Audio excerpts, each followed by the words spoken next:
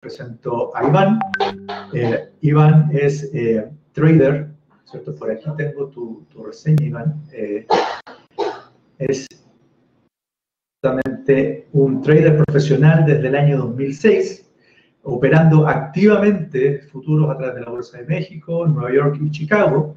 Desde el 2013 funge como asesor de inversiones independientes y en el 2017 funda la firma Black Bull Advisors y hasta la fecha es la primera y única empresa que opera como asesor de inversiones independientes y que está autorizada y regulada por la Comisión Nacional Bancaria y de Valores del Estado de Puebla. Sin más, te dejo el micrófono, Iván, y que tengas éxito en esta ponencia. Gracias, Eric. Buenas tardes a ti y buenas tardes a todos. Un gusto estar con ustedes. Y pues bueno, mi tema principal efectivamente es cómo hacer crecer el patrimonio desde la perspectiva que nosotros manejamos como asesores en inversiones.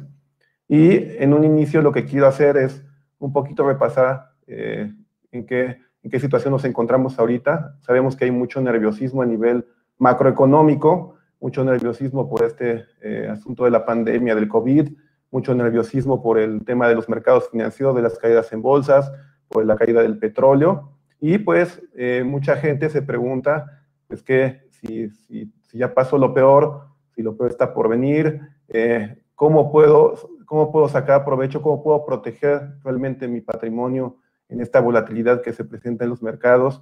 ¿Cómo puede afectar esto a la microeconomía, a mi negocio, a mí como en finanzas personales, etcétera? Entonces, yo les voy a compartir, como les comento en un inicio, todo como un antecedente de lo que estamos viviendo, por qué surgió, qué es lo que está pasando y demás, qué efectos conlleva, cómo nos vemos nosotros como país y, desde mi perspectiva, cuáles pueden ser las opciones para que ustedes puedan diversificar, puedan proteger y puedan pues incrementar realmente ese patrimonio que a todos nos cuesta tanto trabajo ganar.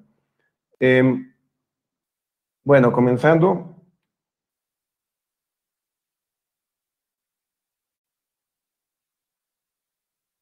Miren, acá estoy desglosando un poquito cómo se compone la crisis financiera que tenemos ahorita, la crisis global que tenemos ahorita, porque a diferencia de otras crisis donde el componente ha sido meramente financiero, en esta ocasión pues tenemos dos, no solamente es la parte financiera, sino también la parte sanitaria. Como bien sabemos, pues esta pandemia provocada por el COVID o el coronavirus, pues ha sido lo que ha premiado mucho estas presiones en la economía. Y de igual forma, hay otro evento coyuntural que ha sido la crisis financiera, principalmente provocado por las caídas en los precios del petróleo. Primero que nada, pues bueno, aquí les estoy mostrando una curva de los casos del COVID. Esto está al día de ayer. Pues ya tenemos en el mundo más de 2 millones de personas confirmadas. Y desafortunadamente pues tenemos una tasa de decesos de cercana al 7%. Acá es una gráfica donde estoy comparando esta pandemia contra otras pandemias que han sucedido en el pasado. Porque también algo que voy a repetir mucho en esta plática es que no solamente las crisis económicas o los ciclos bajistas, también las pandemias y demás, estos virus que nos van azotando periódicamente, pues son cíclicas, y prueba de eso, pues es aquí la comparativa que se hace del COVID respecto al SARS y respecto al H1N1. Ahora, lo que tenemos que destacar acá es que, a diferencia de esas dos, esta pandemia no tiene precedentes en la situación de la manera exponencial en la que ha crecido y en la manera de contagio o de penetración que ha tenido sobre la población mundial. Como pueden ver ustedes, pues bueno, está muy arriba de lo que se mostró con las dos anteriores. Y toda esta parte de la pandemia y toda esta parte de incertidumbre ha provocado pues bastante miedo en la gente. Acá tenemos un indicador a nivel internacional, que lo provee el Fondo Monetario Internacional. ¿A qué se dedica este índice? Es dependiendo de las veces que se menciona la palabra crisis o que se busca la palabra crisis a nivel mundial, es que va incrementando este índice. Entonces, ustedes pueden ver que realmente ahorita con la situación actual, pues no tiene precedentes por lo menos en este indicador. Es decir, esta situación de esta pandemia ha provocado mucho mayor incertidumbre que históricamente de lo que se había visto en este indicador. Y bueno, acá tenemos la curva ya de México en específico. Ahorita, pues bueno, como sabemos de hace unas semanas a la fecha, pues el número de casos se ha exponenciado de igual forma, ya estamos llegando a los cerca de 8,000 casos, estas cifras están al día de ayer, y tenemos una tasa de decesos cercana al 9%. Acá, a diferencia de otras economías, como por ejemplo la china o la española, la italiana, nosotros apenas estamos en esa curva de crecimiento o apenas está empezando a expandir esta curva en cuestión de los casos. Algo que preocupa es que la situación en cuanto a las instalaciones, la situación en cuanto al equipamiento que tiene el sector salud en México, a diferencia de otros países, pues es más bajo. Acá tenemos un índice que es el índice de camas hospitalarias por cada 1,000 habitantes, y pues bueno, podemos ver que en México hay 1.5, cuando a nivel mundial el promedio es de 2.7.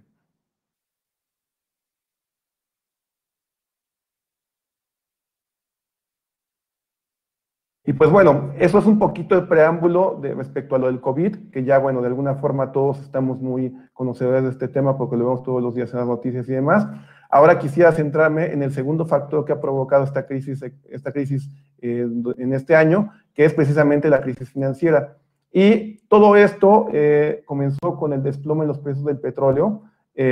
Como sabemos, el barril de petróleo es un indicador macroeconómico que se cotiza en los mercados internacionales. Miren, de por sí desde inicios de año se esperaba una débil demanda del crudo, pues precisamente debido a la pandemia del COVID. Es decir, pues al haber menos gente trabajando, al haber menos fábricas produciendo y demás, pues la demanda del crudo iba a disminuir. Entonces ya se esperaban precios más débiles. Además de esto, hay una agencia que se llama Agencia Internacional de Energía, que a inicios de febrero, a mediados de febrero, había pronosticado también un crecimiento pues en demanda muy pequeño, un crecimiento en demanda similar al 2011. También otro factor que ya venía anticipando que iba a haber una demanda pobre y que los precios podrían caer, era precisamente la caída en la demanda de la economía china. Sin embargo, independientemente de todos estos factores que ya se venían como anticipando, el evento coyuntural que provocó todo esto fue la falta de acuerdo que tuvo los países, la Organización de Países Exportadores de Petróleo, la famosa OPEP, el pasado 8 de marzo, con Rusia. Recordemos que la OPEP, bueno, se integra de países como Arabia Saudita o Venezuela. Rusia es el segundo exportador, el segundo productor de crudo a nivel mundial después de Estados Unidos. Tenemos a Estados Unidos como número 1, después tenemos a Rusia y después tenemos a Arabia Saudita. Entonces, sin duda lo que hagan estos grandes países exportadores en cuanto a su producción va a hacer que se muevan los precios del crudo. Se esperaba que tuvieran un acuerdo ellos en marzo. ¿Para qué? Para poder estabilizar los precios del petróleo. ¿Cómo lo iban a hacer? Pues disminuyendo la oferta de barriles, es decir, si bajan ellos la producción, el precio sube. Sin embargo, no llegaron a un acuerdo y contra todo lo que se esperaba, Arabia Saudita anunció que de manera inesperada que iba a incrementar su producción, no solamente que la iba a recortar o la iba a mantener, sino que la iba a incrementar y que iba a ofrecer un descuento para algunos países compradores. ¿Qué fue lo que provocó esto? Pues precisamente esta caída que hemos visto. Ahorita, esta gráfica que pueden visualizar ustedes acá, es el West Texas Intermediate, es el barril de petróleo y hay dos barriles de petróleo, dos mezclas que son de nivel internacional y que se siguen en los mercados internacionales, que son el Brent, que es el europeo, y que es el americano, el West Texas Intermediate. Y ustedes pueden apreciar que justo a partir de este evento que les comento a inicios de año, por febrero o marzo, tuvimos un desplome adicional en los precios que hasta ahorita, por ejemplo, de enero a la fecha, ya acumula un 69% de caída, y de máximos históricos, que fue antes de la crisis de 2008, la última crisis que tuvimos fuerte, donde la mezcla del West Texas Intermediate llegó a cotizar casi en $150, pues de ahí, de ese pico a la fecha, ha caído cerca del 90%, es decir, un 86%. Ahora, algunos habrán escuchado las noticias de hoy, porque este año ha sido un año sin precedentes, un año de nuevos acontecimientos históricos que no se habían visto realmente. El día de hoy pudieron haber visto algunos, o si no lo van a ver más tarde o el día de mañana, que van a ver en las noticias que el petróleo se fue a negativo, los precios del petróleo se fueron a negativo. Les voy a aclarar, a lo que se refieren es a los precios de los contratos de futuros del petróleo. Estos commodities se pueden comprar a través de unos contratos de futuros, así se llaman, y en ese contrato de futuro tú lo que haces es que pactas el día de hoy el precio de un commodity, o en este caso el precio del petróleo, para una fecha determinada. Entonces, los futuros van venciendo cada trimestre, y conforme se va acercando la fecha de vencimiento, se entiende que se acercarían al valor real del mismo commodity o del bien, en este caso el petróleo. El día de hoy fue el vencimiento de los contratos de abril.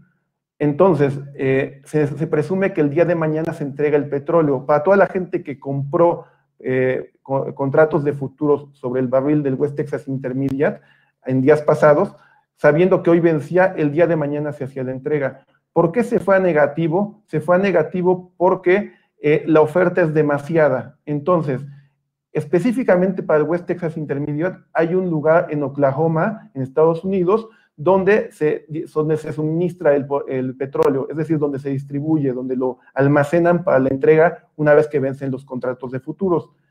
Lo que sucede es que ya no hay espacio físico para meter más barriles de petróleo porque hay demasiada oferta. Entonces, la gente que tenía contratos comprados para este vencimiento prefirió cambiarlos para el siguiente vencimiento y perder porque el petróleo no valía, y el productor prefirió pagar para que el petróleo se lo pudieran sacar. Entonces, todo esto obedece a una extrema cantidad de oferta, como bien les comento, y pues toda la raíz de esto pues es lo que precisamente venía comentando respecto a la falta de acuerdo con los países más importantes de producción de petróleo. Ahora, el petróleo es un commodity, y así como el petróleo hay otros commodities en el mundo, pues sabemos que está el cobre, que está la plata, que está el oro, etcétera. Hay un índice, que en este caso es este que estoy aquí mostrando, que es un índice que tú puedes visualizar en los mercados financieros y que agrupa una canasta de materias primas a nivel mundial, los precios de una canasta de materias primas a nivel mundial. Ese desplome en el crudo ha conllevado un desplome también en todas las materias primas, un desplome generalizado en todas las materias primas. Vean cómo desde máximos históricos que estaba también previo a la crisis, este índice de materias primas, han caído un 77%, y en lo que va del año han caído un 34%. ¿Qué provocó todo esto? Pues bueno, llevamos la parte de la pandemia, llevamos la parte de la caída en precios del petróleo. Todo esto provocó un nerviosismo extremo en los mercados internacionales, es decir, en las bolsas de valores. Las bolsas de valores incluyen las empresas más importantes de cada economía o de cada país. Esta primera gráfica que vemos acá es la de países emergentes, es decir, contiene bolsas de China, de Turquía, de Malasia, de México, de Rusia, etcétera. Todos los países emergentes, vean que tuvieron una caída del 34%. En el caso de las bolsas de Europa, en general cayeron cerca del 40%. La bolsa de México, que acá, bueno, aunque está incluida en emergentes, la quise destacar, cayó un 30%, y en el caso de las bolsas de Estados Unidos, cayeron un 35%. Ahora, países emergentes fueron más castigados que otras economías. ¿Por qué? Pues porque los países emergentes, por ejemplo, México, Venezuela, Brasil, son muy dependientes de las materias primas. Entonces, al caer el precio de las materias primas, muestran debilidad de esas economías. Pueden notar acá lo que estoy haciendo es comparar, en la línea amarilla es el índice nuevamente de materias primas, cómo se ha venido a la baja, y en la línea azul pueden ustedes ver los mercados emergentes. Pueden notar que están muy relacionados, muy correlacionados, es decir, las materias primas suben, los emergentes suben, las materias primas bajan, los emergentes bajan.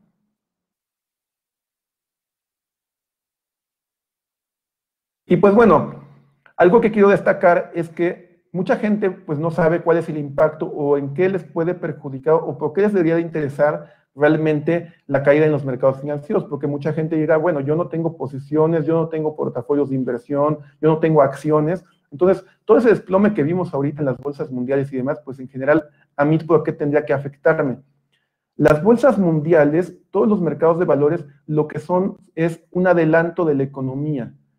Es decir, antes de que una economía caiga en contracción, las bolsas de valores se van a adelantar y van a empezar a caer. Cuando la economía ya haga piso, o antes de que haga piso la economía, es decir, que ya esté en un modelo de estancamiento o de depresión, el mercado o las bolsas de valores van a empezar a subir. ¿Por qué? Porque van a adelantar hacia la economía. Entonces lo que hace es que primero se adelantan a la caída y después se adelantan a la recuperación. Entonces, una vez que vimos todo este adelanto de las bolsas de valores, ahora vemos ya los efectos económicos en cada país. Por ejemplo, esta gráfica que podemos ver acá es el índice PMI, es el índice de producción manufacturera a nivel mundial. ¿Qué es la producción manufacturera? Pues bueno, es todo lo que producen las fábricas a nivel mundial. Y vean cómo desde la caída o la depresión desde 2009, que habíamos tenido esta caída hasta acá, vean cómo habíamos mantenido un ciclo relativamente estable, un ciclo con alzas y bajas, pero no debajo de 50 puntos, que es una medida importante para este indicador. A partir de estos efectos ya mencionados, pues bueno, este indicador bajó a niveles, pero pues muy similares a lo que se vio justo en la efervescencia de la crisis del 2008. Ahora, lo que destaca de esto, igual que en las bolsas de valores, es la velocidad con la que lo hizo. Estamos hablando de la crisis más rápida en la historia después de la gran recesión del 29. Entonces, en cosa de semanas, por ejemplo, este indicador se va publicando cada mes, de un mes a otro tuvo este desplome brutal.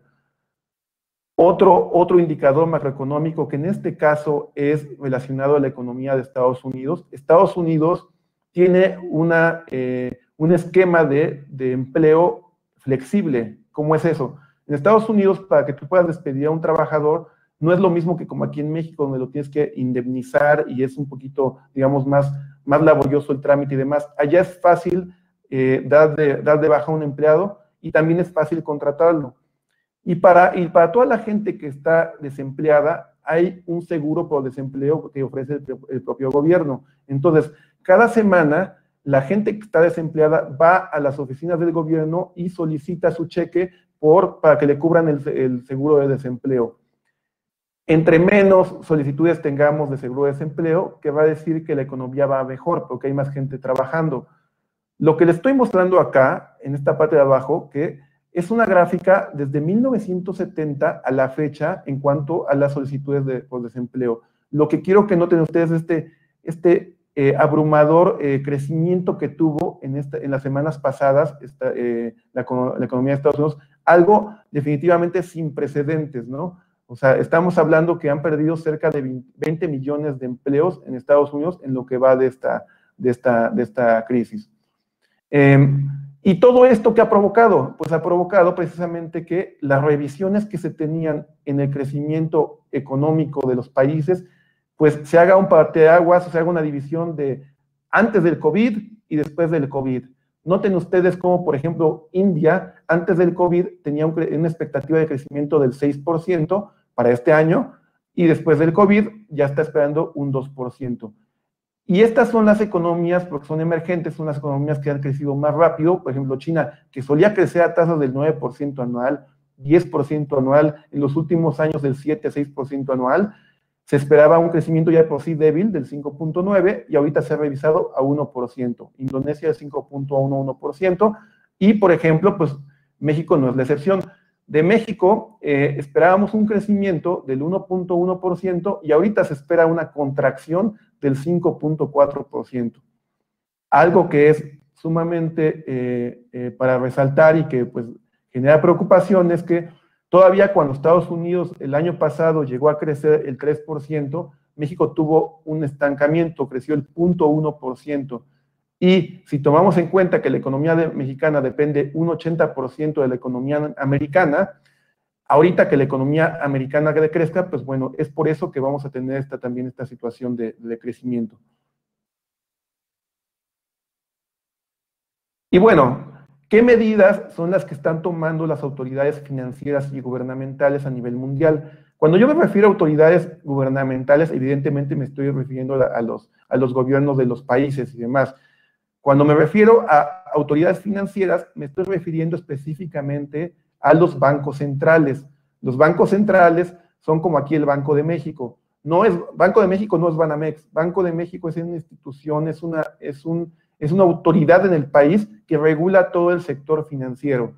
¿Y qué pueden hacer los bancos centrales? Los bancos centrales pueden imprimir el papel moneda del país y pueden manipular, pueden subir o bajar las tasas de interés.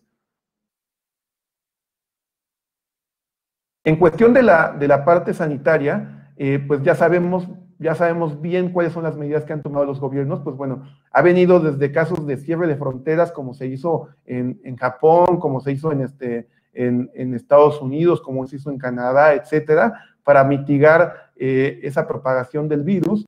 El aislamiento obligatorio, pues sabemos obviamente de países donde prácticamente es toque de queda y no puedes salir o tienes que salir nada más a lo indispensable y solamente una persona, o de lo contrario hay multas. La difusión de medidas de prevención e higiene, que es lo que todos los días vivimos, y hay algunos países que están dando apoyos económicos dirigidos al sector salud.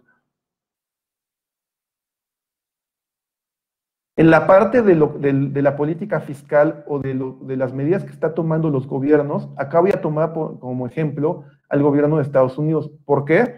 Porque en recientes semanas acaba de aprobar el Congreso una iniciativa generada por el Ejecutivo, por la Presidencia de Estados Unidos, para lanzar el paquete económico más grande en toda la historia del país. Así como lo escuchan, nunca se había generado un paquete de estas dimensiones en toda la historia, ni siquiera en la Gran Depresión del 29, ni siquiera en la recesión del 2008. Y es un paquete que asciende o equivale al 10% del Producto Interno Bruto de la economía de Estados Unidos. Son 2.2 trillones de dólares. ¿Cómo los van a diversificar o cómo los van a dirigir ellos? Pues va a haber una parte que son 560 billones que van directamente a individuos, a familias. Obviamente, esto tienes que cubrir ciertos requisitos, ciertos criterios de que no puedes sobrepasar cierto salario al año, porque se busca evidentemente que no se le dé el dinero a gente que sea de altos recursos, pero es dinero que se le da directamente a las familias, o que se le va a dar directamente a las familias. Hay otros 510 billones que van para empresas grandes, 377 billones que van para pequeños negocios. Hay un monto dirigido específicamente para gobiernos estatales y municipales. Como les comentaba, un monto dirigido definitivamente al sector salud, otro para educativo y otro para despensa y seguridad. Y bueno, eso es la parte del gobierno. Ahora, ¿qué están haciendo los bancos centrales a nivel mundial? La primera línea, la línea roja, es el Banco Central de Estados Unidos, es la famosa Reserva Federal. El segundo es el Banco Central Europeo, que es el Banco Central de toda la zona euro. El tercero, en la línea verde, es el Banco Central de Japón. Y el cuarto es el Banco Central de China. Estos son los 4 bancos más importantes en todo el mundo. Y pues bueno, ¿qué es lo que están haciendo estos bancos para poder mitigar los efectos económicos de esta crisis? Pues bueno, empezaron con una compra de activos, tanto privados como públicos. Es decir, el Banco Central de cada país lo que está haciendo es que está comprando la deuda del gobierno. Le compra su deuda para proveerle liquidez, para que el gobierno pueda tener recursos para financiarse. Y de igual forma, toda esta deuda, todos estos bonos que llegan a comprar, lo que hacen es que proveen liquidez para todo el sistema y provocan que las tasas de interés se mantengan bajas. lo que buscan ellos al tener unas tasas de interés bajas en el país es que la economía se reactive. ¿Por qué? Porque tú como empresario, pues si tienes un crédito en tasa cero, pues bueno, vas a ir a pedir ese crédito para poder impulsar tus proyectos productivos, ¿no? Para contratar gente, etcétera. Y por el otro lado, si tú eres una persona que está ahorrando dinero en el banco y ya te está pagando el 0% o te está cobrando, ya es negativa, pues no vas a tener incentivos para dejar el dinero ahí, entonces lo vas a sacar, entonces vas a consumir, que eso es lo que buscan los bancos centrales al tener las tasas bajas. Buscan que se reactive la economía a través del consumo y a través de la demanda de créditos. Y como lo vemos, pues bueno, ¿qué es lo que hace? A la hora de subir la compra de activos por parte de los bancos centrales, lo que hace es que sus hojas de balance, es decir, los activos que tienen dentro de su propiedad, pues vaya disparándose, ¿no? O vaya subiendo. Y la parte que les comentaba de la tasa de interés, pues bueno, este es, por ejemplo, la situación o el histórico de cómo se ha comportado la tasa de interés en Estados Unidos.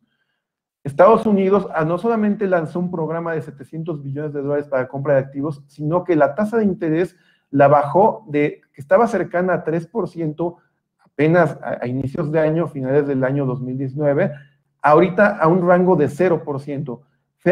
Fíjense cómo, por ejemplo, en la crisis del 2008, primero llegó a estar en el 5%, cerca del 6%. Durante la crisis la fueron bajando poco a poco en diferentes reuniones. Acá vienen reuniones regulares o ya programadas y reuniones que se hicieron de inmediato por una urgencia, ¿no? Que no estaban programadas. Entonces, fíjense cómo hubieron varias programadas y algunas otras que fueron de emergencia hasta llegar de esa tasa del 5% a una tasa del 0%. Ahora, quiero que se fijen cómo previo a esta crisis que tenemos ahorita, pues bueno, en un par de reuniones no programadas o un par de anuncios no programados, la llevaron a 0. Esto habla de la magnitud del tema que estamos viendo, porque habla de, así como fue la velocidad de la crisis en los mercados y demás, del petróleo y demás, ha sido la velocidad también de reacción de los gobiernos. Y pues bueno, para el lado de México, lo que yo busco es contrastar un poquito lo que estamos viendo a nivel macroeconómico en otros países y demás, respecto a la economía mexicana, que evidentemente nos interesa a todos. Hace unas semanas, el presidente de la República hizo un anuncio o dio un informe que se esperaba que fuera un informe para dar a conocer las medidas para afrontar esta crisis que vivimos. Y desafortunadamente no fue de esa manera, fue un informe más bien de índole, pues para dar a conocer lo que ya se viene manejando, pero desde mi perspectiva no dio ninguna señal contundente o ningún programa contundente, apoyo, incentivo contundente, específicamente para enfrentar esta crisis. Todo lo contrario. Llama mucho la atención que menciona cosas como que quiere crear en 9 meses 2 millones de nuevos empleos, cuando, por ejemplo, les repito, Estados Unidos, que dependemos 80% de ellos, pues tienen 20 millones de desempleados y se espera que su tasa de desempleo pueda llegar entre el 20 y el 30% de la población, ¿no? Anunció que no iba a aumentar impuestos ni iba a crear nuevos y que se iba a devolver con prontitud la parte del IVA, ¿no? Es curioso porque incluso semanas anteriores el SAT, y esto se contrapone con medidas que están haciendo otros fiscos o otras haciendas a nivel internacional, donde te están condonando impuestos o te están dando facilidades para que no pagues los impuestos, para que tú tengas también facilidades no tengas incentivos para seguir contratando gente o mantener la gente que tienes actualmente. Aquí el SAT salió hace unas semanas, antes de que dieran este anuncio, a invitar a los contribuyentes a que fuéramos responsables y pagáramos nuestros impuestos para que pudieran hacerse de recursos y poder enfrentar esta coyuntura, ¿no? Entonces, vemos desafortunadamente un speech donde siguen hablando de que van a seguir invirtiendo en cuestiones de las refinerías, en cuestión de la refinería de Dos Bocas, de la parte del aeropuerto de Santa Lucía, pues básicamente lo que se lee de este discurso del gobierno o de este plan del gobierno es que básicamente quieren afrontar esta crisis con austeridad del gobierno, pero sin prometer incentivos económicos o fiscales reales al sector empresarial, que recordemos que el sector empresarial pues es el generador de empleos en el país, ¿no? Y estamos hablando que, pues en mi opinión, deberíamos de estar viendo incentivos pues para la pyme. La pyme cubre entre el 80 y 90% de toda la economía del país. Y pues bueno, es desafortunada esta coyuntura macroeconómica porque se ha conjuntado como una especie de tormenta perfecta para México. ¿Por qué? Les voy a resumir los rubros bajo los que México recibe ingresos a nivel nacional. México recibe ingresos por remesas. Remesas sabemos que son todos nuestros paisanos que viven en Estados Unidos precisamente y que mandan flujo de dinero a sus familias. Esa es una fuente de entrada importante para el país. Evidentemente, pues al haber un desempleo tan alto en Estados Unidos, pues evidentemente esas remesas van a caer. El petróleo, pues bueno, México es un país exportador de petróleo, no tiene la importancia de, por ejemplo, de Arabia Saudita y demás, pero sí depende mucho de este commodity. Entonces, al caer los precios del petróleo, pues evidentemente va a vender menos o va a percibir menos dinero por esto. Turismo, al haber un cierre de fronteras a nivel internacional, pues evidentemente pues la demanda o las visitas de turistas pues va a bajar y evidentemente al tener una economía más débil internamente, pues la recaudación va a disminuir también, ¿no? Y todo esto que lleva como resultado, pues bajas en calificación crediticia, que es lo que ya hemos venido viendo. Pemex, que es la empresa más importante en el país, hoy por día tiene calificación basura, es decir, que su crédito no es bueno, o su crédito no es bueno en vista de o a vista de los inversionistas internacionales. Y pues bueno, en esta gráfica lo que estoy ilustrando es que dos variables que le pegan mucho al país es el tipo de cambio, que el tipo de cambio a partir de esta crisis, es decir, el tipo de cambio, la correlación entre el dólar y el peso, se ha disparado un 38% y por el otro lado el petróleo ha caído un 42%.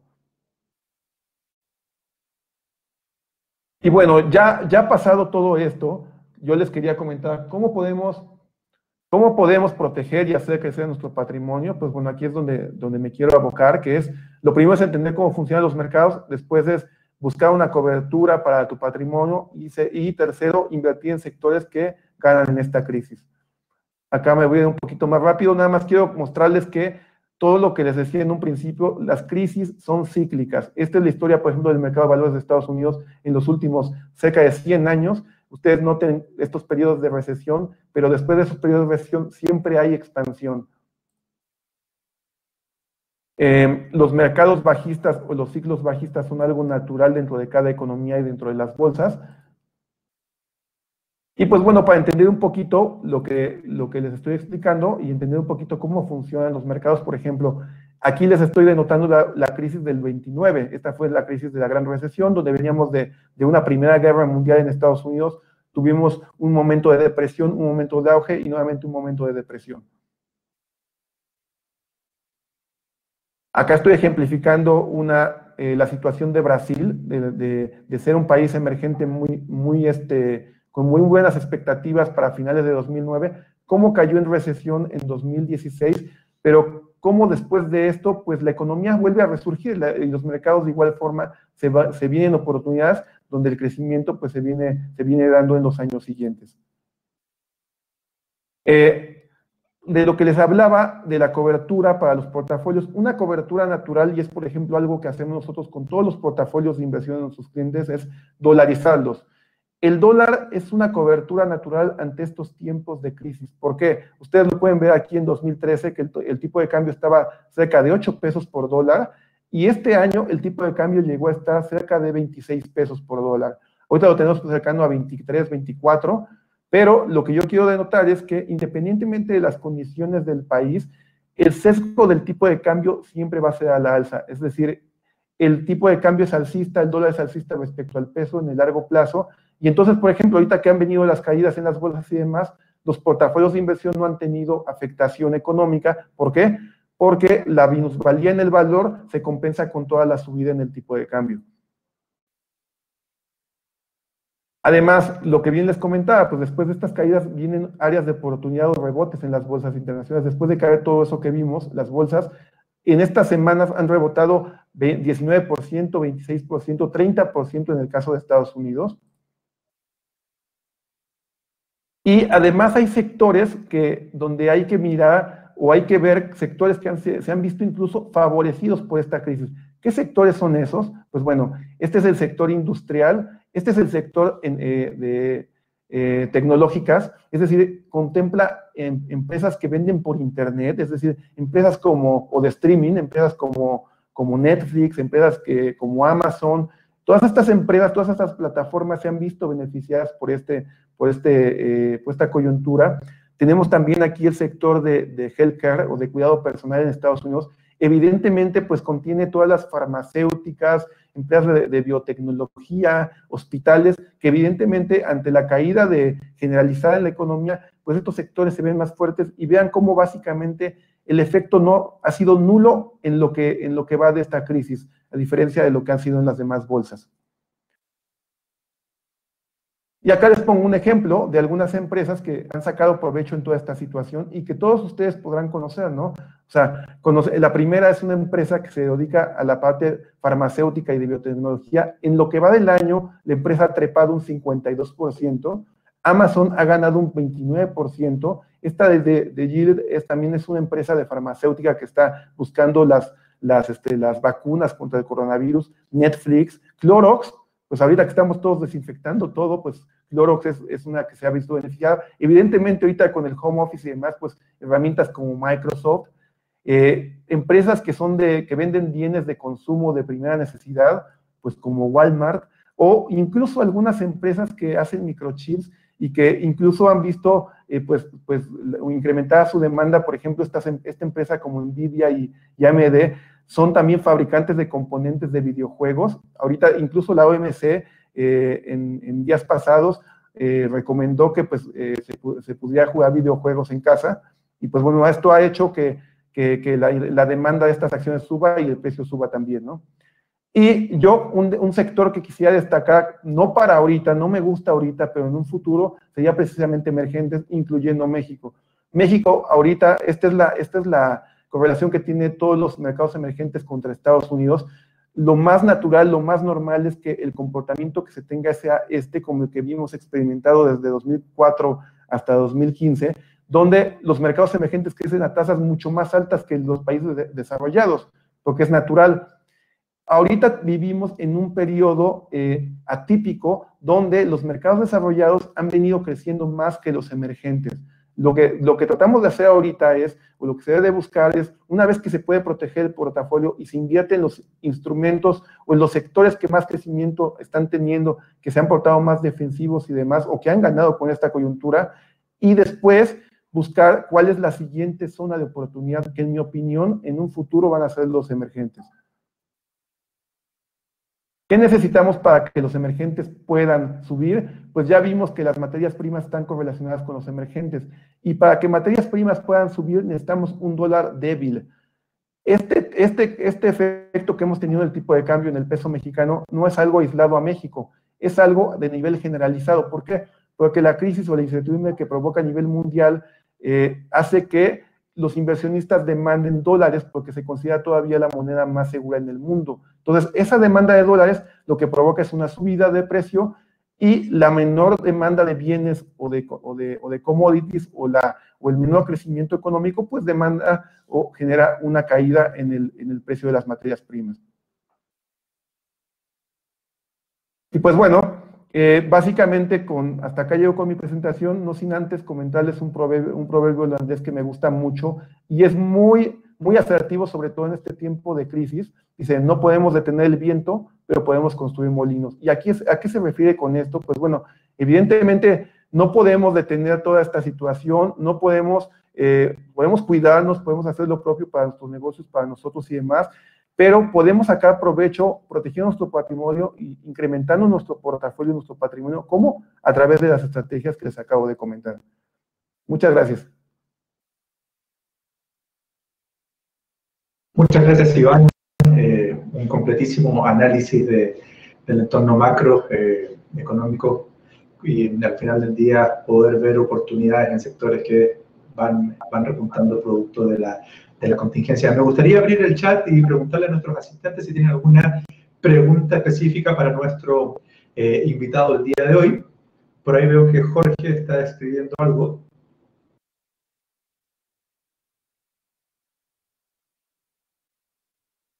Unos minutitos.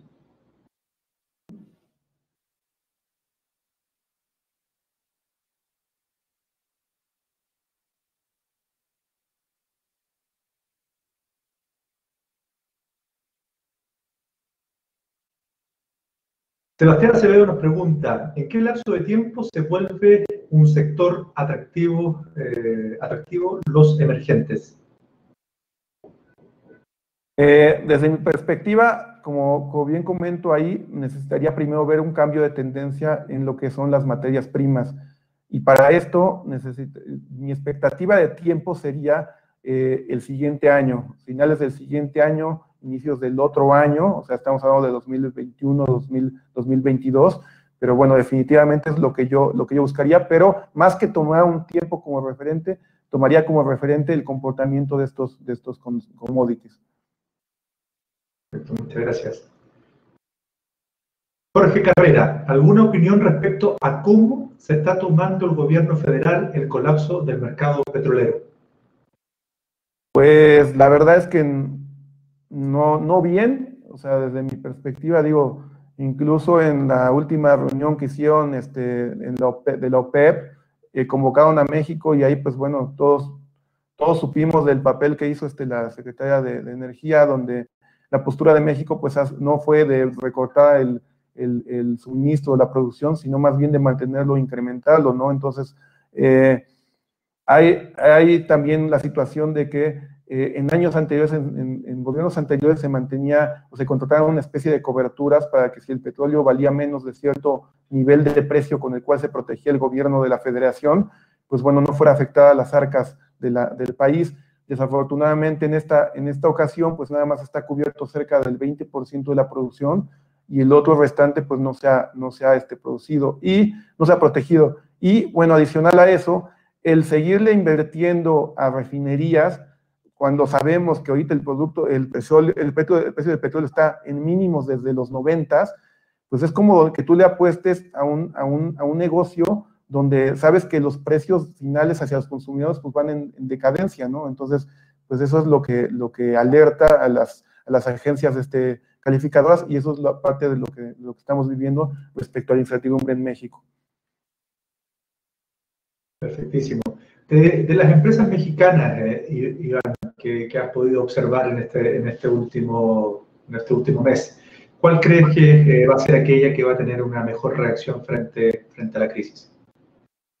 Pues bueno, en México, miren, yo no soy pesimista en cuestión a México, como les comenté, o sea, México es un país emergente que México, si Estados Unidos crece al 1%, México tenía que crecer al 3 o al 4%. La situación es saber en qué momentum estamos parados ahorita, y ahorita no es un momentum positivo. No obstante, pues la economía va a salir adelante. Ahorita específicamente en empresas que podemos ver que se pueden aprovechar, pues es lo mismo. Lo que vimos con los equivalentes en Estados Unidos, que hablábamos de Clorox, de Netflix, de AMD y demás, hay empresas también mexicanas que están en esos nichos, que están en esos sectores, que se dedican a toda esta parte de abastecimiento hospitalario, abastecimiento en la cuestión farmacéutica, de higiene, de la cuestión de bienes de consumo interno y demás, que se están viendo beneficiadas. Entonces, definitivamente, pues bueno, o sea, hay áreas de oportunidad. El objetivo, pues nada más es identificarlas, y una vez que salgamos de esta coyuntura, pues definitivamente los demás sectores también van a crecer. Perfecto, nos da espacio para una última pregunta.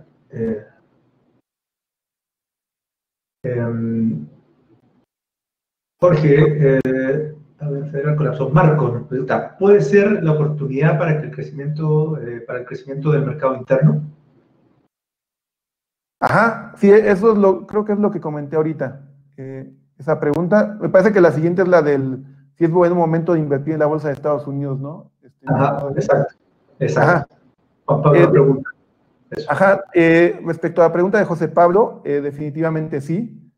Ahorita ya vimos las acciones contundentes que está haciendo el gobierno de Estados Unidos, que está haciendo el propio Banco Central de Estados Unidos, y además hay un actor de por medio que está muy preocupado porque el mercado de Estados Unidos se levante, que se llama Donald Trump.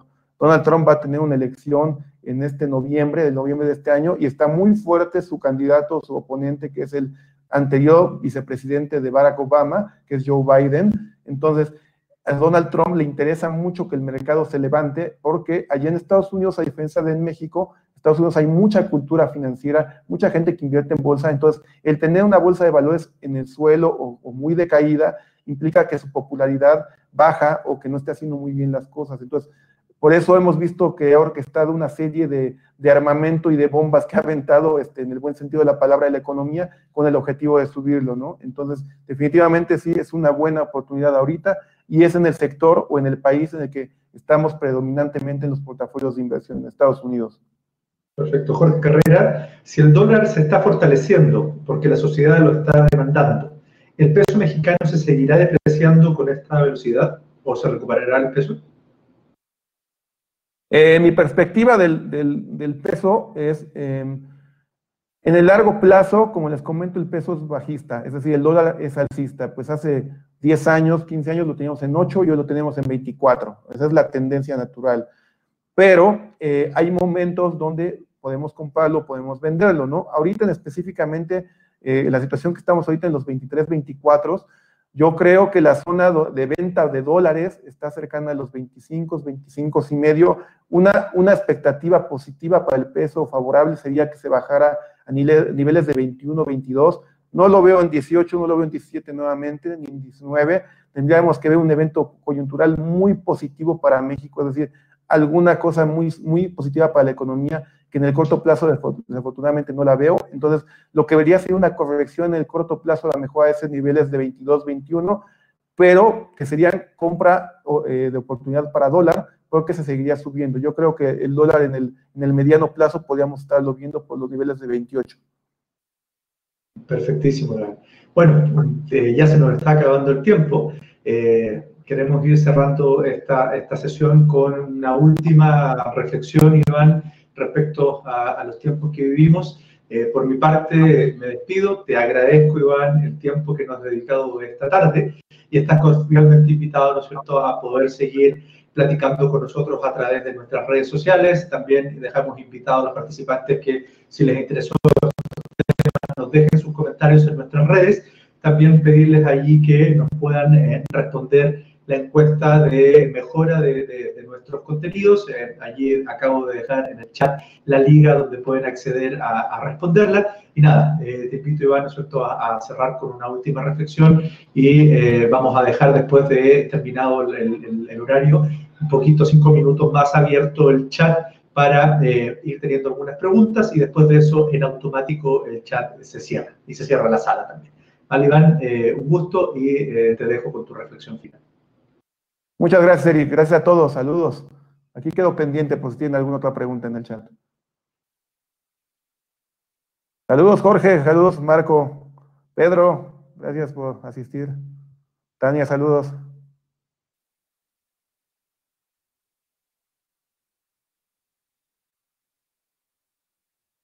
Bueno.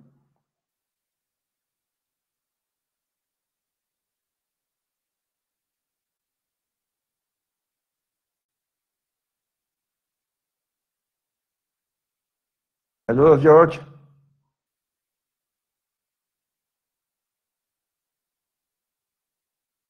Gracias a ustedes por su tiempo. Y bueno, ahí tienen las redes sociales también, por si quieren, los invito a seguirnos, las mías personales y la de la empresa. Acá compartimos mucho contenido en torno a lo que vine comentando el día de hoy. Saludos, Javier, Vicky, saludos, abrazo.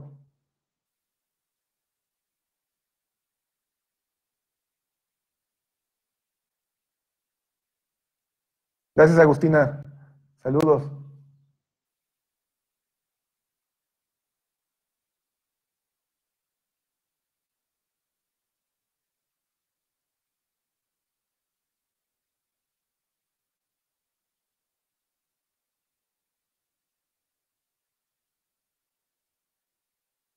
Saludos, José Pablo. Gracias.